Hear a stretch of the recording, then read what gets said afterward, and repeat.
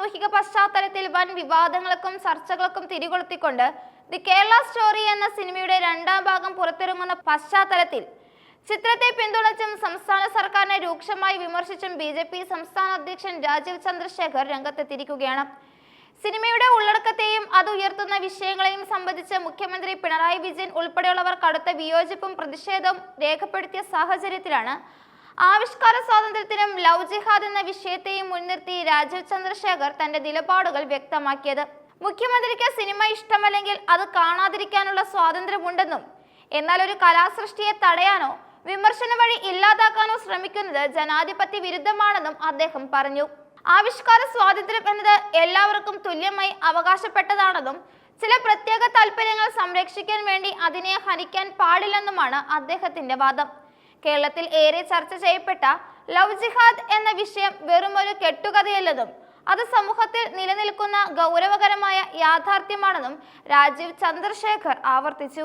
പത്രമാധ്യമങ്ങളിലും പൊതുസമൂഹത്തിലും ഇത്തരം സംഭവങ്ങൾ നിരന്തരമായി റിപ്പോർട്ട് ചെയ്യപ്പെട്ടിട്ടുണ്ടെങ്കിലും വോട്ട് ബാങ്ക് രാഷ്ട്രീയം ലക്ഷ്യം വെച്ച് മുഖ്യമന്ത്രിയും സർക്കാരും കണ്ണെടുക്കുകയാണെന്നും അദ്ദേഹം ആരോപിച്ചു.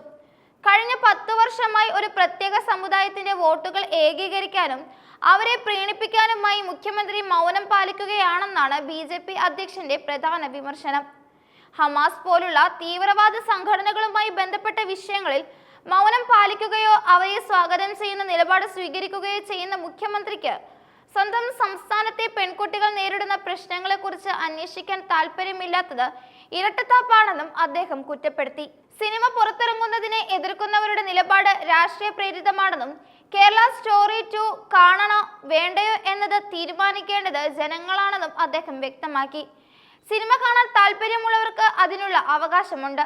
മൂക്കിന് താഴെ നടക്കുന്ന പ്രകടമായ സാമൂഹിക വിപത്തുകളെക്കുറിച്ച് അന്വേഷിക്കാനോ പരിഹാരം കാണാനോ തയ്യാറാകാത്ത സർക്കാർ ഒരു സിനിമയുടെ പേരിൽ അനാവശ്യമായ ആശങ്കകൾ പടർത്തുകയാണ് ചെയ്യുന്നത്. ലവ് ജിഹാദ് പോലുള്ള വിഷയങ്ങൾ സിനിമയുടെ ചർച്ചയാകുമ്പോൾ അത് സമൂഹത്തിൽ അവബോധം സൃഷ്ടിക്കാനാണ് സഹായിക്കുന്നത്. എന്നാൽ ഇത്തരം യാഥാർത്ഥ്യങ്ങൾ പുറത്തു വരുന്നത് തങ്ങളുടെ രാഷ്ട്രീയ നിലനിൽപ്പിന് ഭീഷണിയാകുമെന്ന് ഭയപ്പെടുന്നവരാണ് സിനിമയ്ക്കെതിരെ തിരിയുന്നതെന്നും അദ്ദേഹം പറഞ്ഞു.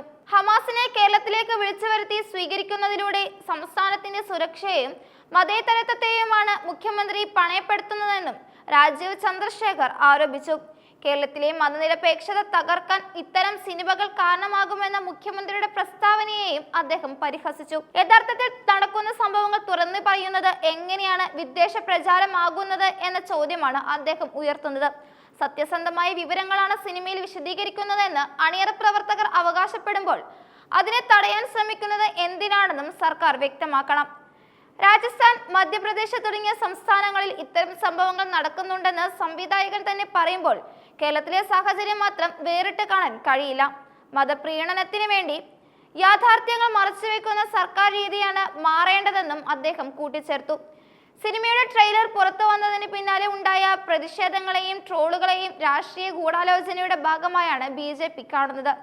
പൗരന്മാരുടെ മൗലികാവകാശങ്ങളിൽ ഒന്നായ ആവിഷ്കാര സ്വാതന്ത്ര്യത്തെ മാനിക്കാൻ തയ്യാറാകാത്ത കമ്മ്യൂണിസ്റ്റ് ഭരണകൂടത്തിന്റെ ഇരട്ടത്താപ്പ് ജനങ്ങൾ തിരിച്ചറിയുമെന്നും രാജീവ് ചന്ദ്രശേഖർ പറഞ്ഞു. കേരളത്തിന്റെ സമാധാന അന്തരീക്ഷം തകർക്കുന്നത് ഇത്തരം സിനിമകളല്ല, മറിച്ച് തീവ്രവാദ ചിന്താഗതികളോട് സർക്കാർ പുലർത്തുന്ന മൃദു സമീപനമാണെന്നും അദ്ദേഹം ആരോപിച്ചു. സിനിമ മുന്നോട്ട് വെക്കുന്ന ചോദ്യങ്ങൾക്ക് വ്യക്തമായ മറുപടി നൽകുന്നതിന് പകരം അതിനെ നിരോധിക്കാനോ വിവാദമാക്കാനോ ശ്രമിക്കുന്നത് മുഖ്യമന്ത്രിയുടെ പരാജയമാണെന്ന് അദ്ദേഹം അഭിപ്രായപ്പെട്ടു. വരും ദിവസങ്ങളിൽ ഈ വിഷയം കേരള രാഷ്ട്രീയത്തിൽ കൂടുതൽ കലുഷിതമായ ചർച്ചകൾക്ക് വഴിമാറുമെന്ന സൂചനയാണ് ബി.ജെ.പി. അധ്യക്ഷന്റെ വാക്കുകൾ നൽകുന്നത്.